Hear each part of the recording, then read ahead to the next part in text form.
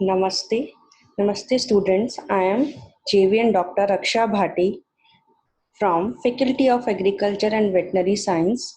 Today we discuss from the course Production Technology for Fruits and Plantation Crops of 4 SEM, in which fruits are completed. Now we come to plantation crops. In plantation crops, today we discuss about coconut production technology. As you know, what is coconut? Botanically, Cocos nucifera, family Ericaceae. It is a monocot. It considered as a कल्पवृक्ष, इसको कल्पवृक्ष भी कहते हैं. कोआ कोआ एक cocoa एक Spanish word है जिसका मतलब होता है मंकी फेस. और ये कैसे रिसेंबल करता है? जो कि कोकोनट की शेल होती है उसके ऊपर आप 3 ब्लैक डॉट्स बने होते हैं जिसको वो एज अ रिसेंबल करते हैं 2 आईज एंड 1 फेस की तरह. कोकोनट मेनली ट्रॉपिकल रीजन का फ्रूट है, like Kerala, Tamil Nadu, south tropical region जो साउथ एरिया है उसमें मेनली ग्रोन होता है. इसमें सबसे ज्यादा रिसर्च जो होती है वो हमारे इंडिया में इंस्टीट्यूट है आईसीआर का, CPCRI, जिसको central plantation crop research institute कहते हैं, जो कि कसारगोड में लोकेटेड है. वहां पे सबसे ज्यादा रिसर्च होती है कोकोनट की, एरिका नट एंड कोआ कोआ की. देन ओरिजिन, इसका ओरिजिन मलेशिया और इंडोनेशिया है. और इसका जो डिस्ट्रीब्यूशन, अगर हम कोकोनट की बात करें अपने इधर इंडिया में, तो असम, गोवा, गुजरात में भी होता है, बट मेनली जो होता है तमिलनाडु, उड़ीसा एंड जो साउदर्न पार्ट है बिलो कैंसर उसमें किया जाता है. देन कम इसके यूजेस क्या क्या हैं. कंपोजिशन की बात करें तो इसका सबसे ज्यादा तो नट यूज होता है, जिसके अंदर जो कोकोनट वाटर होता है वो ब्लड सर्कुलेशन को बढ़ाता है इन किडनीज. और कोकोनट वाटर के साथ इसका जो कर्नल है उसको भी हम फ्रेश खाने के यूज लेते हैं, कलनरी चटनी बनाने के लिए यूज में लेते हैं. प्लस इसका खोपरा जो ड्राइड कर्नल होता है उसको भी यूज लिया जाता है. और अगर हम बात करें कोकोनट ऑयल को यूज लिया जाता है, उसके ऑयल केक्स का यूज होता है. फर्दर उसकी जो हस्क और बच जाती है उससे भी बहुत सी चीजें बनाई जाती हैं. Then come to the point, climate and soil for coconut. जैसे कि मैंने आपको बताया ये ट्रॉपिकल रीजन का फ्रूट है, तो ये मेनली ह्यूमिड ट्रॉपिकल रीजन में ही ग्रो होता है. तो ये एडेप्टेबल है क्लाइमेट, एल्टीट्यूड, सॉइल के लिए.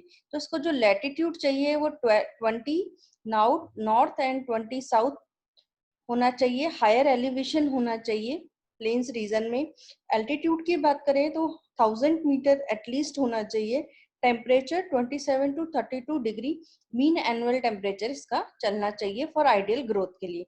Rainfall 1800 to 2500 mm per year चाहिए. ये एक सन लविंग प्लांट है, जब उसको नंबर ऑफ जो सन रेज हैं वो ज्यादा चाहिए, ये शेड में ग्रो नहीं हो सकता. तो इसको कम से कम एक दिन के अंदर 7 आवर्स सनशाइन पर डे के हिसाब से इसको चाहिए. ह्यूमिडिटी की बात करें तो 80 to 90% रिलेटिव ह्यूमिडिटी इसके लिए आइडियल है, नेसेसरी है ग्रोथ के लिए. And then come soil. इसको जो सॉइल है वो रिक्वायर्ड है littoral soils to heavier soil तक ये ग्रोन हो जाता है. लेकिन जो सॉइल आइडियल चाहिए वो है well drained, deep, pH 5.20 to 8, but rich in organic matter with good water holding capacity. Then come to their cultivars. जो इसके अंदर जो कल्टीवर्स की कैटेगरी है वो स्ट्रक्चर के और हाइट के बेस पे 2 तरह की होती है, टॉल पाम्स और ड्वार्फ पाम्स. टॉल अगर हम बात करें तो उनकी जो टॉल पाम्स होते हैं उनकी जो साइज या स्ट्रक्चर या हाइट कह सकते हैं 15 to 18 मीटर तक जाते हैं, जबकि जो ड्वार्फ होते हैं वो 5 to 7 मीटर ही ग्रो होते हैं. देन इसकी कुछ स्पीसीज हैं जो कि टॉल की हैं, कुछ उसकी हैं. तो अगर हम टॉल की बात करें तो वेस्ट कोस्ट टाल है, वो है ईस्ट कोस्ट टाल, लक्षद्वीप ऑर्डिनरी, चंद्रकल्पा जिसे कहते हैं, लक्षद्वीप माइक्रो, अंडमान ऑर्डिनरी, त्रिपुट टाल, स्फिटिका, बेनुलन टाल, फिलिप्सिंस ऑर्डिनरी. और ड्वार्फ की बात करें तो जो स्टार्ट होता है वो फ्लावरिंग देना 3 से 4 साल में, और इसकी जो मेन वेराइटीज या कल्टीवार्स हैं वो Chowghat, dwarf orange, Chowghat dwarf green, Malayan dwarf yellow, Malayan dwarf green, Malayan dwarf orange and Ganga Bondam. ये सारी मेनली आंध्र प्रदेश के अंदर ग्रो होती है। और जो सबसे अच्छी toddy, toddy is a type of liquid discharge, जो कि आप लाइक वाइन होता है वैसे ही डेट पाम से बनता है, सॉरी कोकोनट से बनता है, कोकोकिनो जिसे कहते हैं। जो वैरायटी है वो इसके लिए सबसे बेस्ट है। देन ड्वार्फ की हम बात कर चुके हैं। इसके अलावा जो कुछ और वैरायटीज है जो सिलेक्शन वगैरह से निकली है, like Andaman ordinary, Philippines ordinary, Benaulim green round, Laccadive ordinary, और कुछ हाइब्रिड्स हैं जो बहुत पहले डेवलप की गई हैं, लक्ष्य गंगा, वैकलम हाइब्रिड कोकोनट 2, जिसे हम VHC2 भी बोलते हैं, केरा शंकरा, केरा सौभाग्य VH3। तो ये कुछ कुछ कोकोनट्स की वेराइटीज हैं अलग अलग तरह से डेवलप जो की गई है। देन जो इसका इम्पोर्टेंट एस्पेक्ट आता है वो आता है एस्टेब्लिशमेंट ऑफ कोकोनट प्लांटेशन। अगर हम सेलेक्ट साइट की बात करें तो इसको low lying areas with water को, हम वाटर स्टैग्नेशन को अवॉइड करना चाहिए, हार्ड रॉक नहीं होनी चाहिए, क्लेई सॉइल्स को हम रिक्लेम्ड करके ही यूज में लेना चाहिए। प्लांटिंग मटेरियल, जैसे कि आपको पता है coconut is a cross pollinated, तो इसको वेरियस स्टेजेस पर इसकी पुअर क्वालिटी डेवलप हो सकती है। तो इस सब चीजों को ध्यान में रखते हुए पुअर सीडलिंग्स कभी नहीं लेने चाहिए। सिलेक्शन ऑफ सीड प्लांटेशन, अगर हम मदर प्लांट की बात करें तो सीड मदर प्लांट्स हो सकते हैं, सीड नट्स हो सकते हैं और सीडलिंग्स हो सकते हैं। तो सिलेक्शन ऑफ सीड प्लांटेशन की बात करें तो हैवी पाम्स जो होते हैं उनका सिलेक्शन करना चाहिए, free from major pest and disease होने चाहिए, स्मॉल प्लांटेशन मेंटेन्ड रहना चाहिए। और मदर प्लांट्स की जो सिलेक्शन है उसके अंदर आपको जो ध्यान में रखना है, उसकी एज एटलीस्ट 20 ईयर्स हो, लेकिन 60 ईयर्स अबाव ना हो, फुली डेवलप बेयरिंग स्टेज का पाम होना चाहिए, यील्ड उसकी 100 नट्स पर ईयर होनी चाहिए मिनिमम, और नट वेट 1.2 kg अनहस्क्ड, और हस्क में बात करें तो 0.60 kg होना चाहिए। शेप ऑफ द क्राउन जो है वो स्फेरिकल हो सकती है, ड्रॉपिंग हो सकती है और इरेक्ट हो सकती है। देन साइज एंड शेप जो है उसके अंदर जो आपके अनहस्क्ड है उसमें 1.20 kg कम से कम होना चाहिए हस्क्ड, और 1.5 ग्राम कम से कम उसका वेट होना चाहिए। देन कम टू सिलेक्शन होने के बाद आपको उसकी जर्मिनेशन पे ध्यान देना है। तो germination period generally 2 to 3 months का होता है और 8 to 10 वीक्स का होता है। जिस कोकोनट सीडलिंग्स में आपको मोर देन 5 मंथ्स लग रहे हो तो उसको सीडलिंग्स को रिजेक्ट कर देना चाहिए। वीगरस सीडलिंग्स लेने चाहिए जिसमें कम से कम 6 leaves with more than 10 centimetre collar girth हो। जनरली अगर हम इन बातों का ध्यान रखें तो जर्मिनेशन परसेंटेज और सीडलिंग जो हम आएगा वो बहुत अच्छा होगा। Then methods of seednut sowing, seednut sowing के दो मेथड्स होते हैं, वर्टिकल मेथड और हॉरिजॉन्टल मेथड। वर्टिकल जो है उसमें स्टाक अप एंड और प्रैक्टिकली ओनली इन इंडिया किया जाता है, इजीली हैंडलिंग है, पैकिंग है, ट्रांसपोर्टेशन ऑफ सीडलिंग्स है।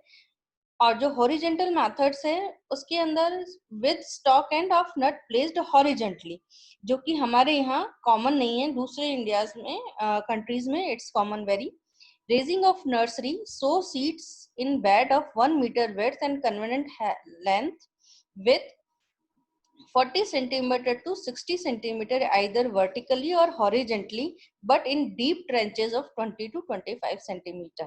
पॉलीबैग भी हम यूज कर सकते हैं नर्सरी ग्रोइंग के लिए, एक जरूरी नहीं है। टाइम ऑफ प्लांटिंग तो वेल ड्रेन्ड सॉइल होनी चाहिए, प्रिपरेशन ऑफ पिट होना चाहिए जिसके अंदर आप कम से कम जो पिट की साइज है वो 100 सेंटीमीटर क्यूब एटलीस्ट हो, और 9 to 10 मंथ्स ओल्ड सीडलिंग हो जाए तभी उसका करना चाहिए। स्पेसिंग की अगर हम बात करें टॉल्स के लिए 8 into 8 मीटर रखी जाती है, ड्वार्फ और हाइब्रिड्स के लिए 7 मीटर, और जो प्लांटिंग ऑन अगर बाउंड्री पे कर रहे हैं तो 7 मीटर इंटू 7 मीटर रखते हैं। और सिस्टम ऑफ प्लांटिंग है तो मोस्टली जो यूज होता है वो स्क्वायर एंड देन रेक्टेंगुलर इसके अंदर यूज किया जाता है।